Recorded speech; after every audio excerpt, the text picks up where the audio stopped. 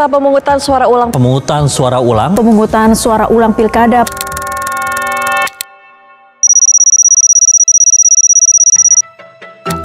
Pelaksanaan pemungutan suara ulang dalam pilkada di sejumlah daerah masih dikotori oleh praktik politik uang yang dilakukan secara terbuka.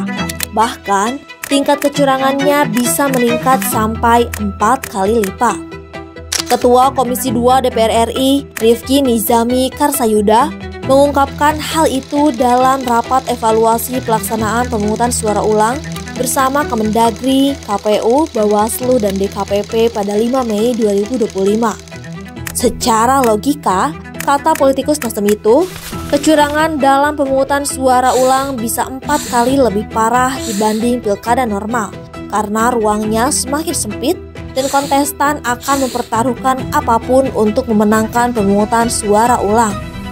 Dalam pilkada normal, money politiknya bisa jadi 300.000. Tapi dalam PSU, 5 juta pun dia jabanin. Saya ingin ngomong apa adanya di ruangan ini. Lalu kalau kemudian indikator yang kita pakai tidak ada kecurangan, sulit. Sulit. Pertanyaannya, ke depan kita mau pakai sistem ini kah atau enggak? Contoh, PSU itu hadir karena amar putusan Mahkamah Konstitusi. Secara teoritik, MK memperkenalkan kita kecurangan yang bersifat terstruktur, sistematis, masif, TSM. Karena TSM, maka kemudian dulu MK pernah langsung mendiskualifikasi, belakangan menghadirkan pemungutan suara ulang. Pernah memerintahkan perhitungan suara ulang, pernah.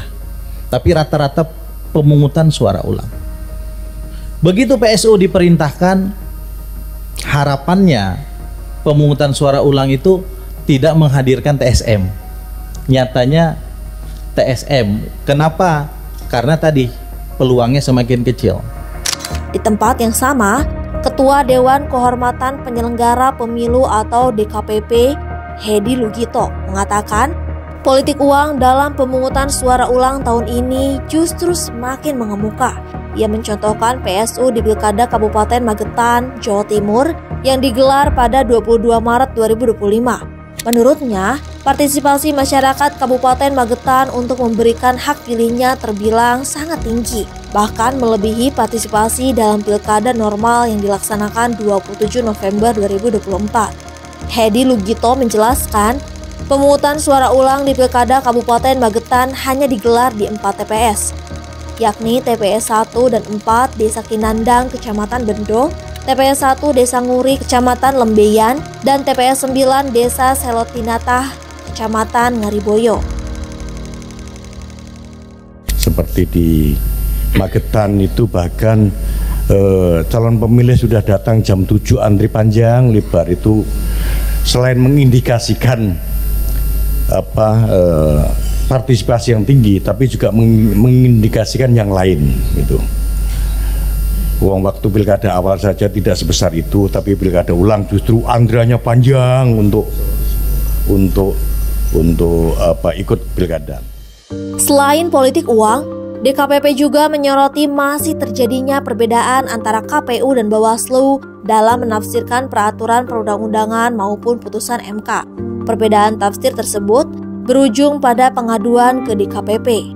Hedi memaparkan terkait penyelenggaraan pemungutan suara ulang pasca putusan MK, DKPP telah menerima 16 pengaduan, diantaranya dari Kabupaten Banggai, Kabupaten Kutai Kartanegara, Kabupaten Empat Lawang, dan Kabupaten Tasikmalaya.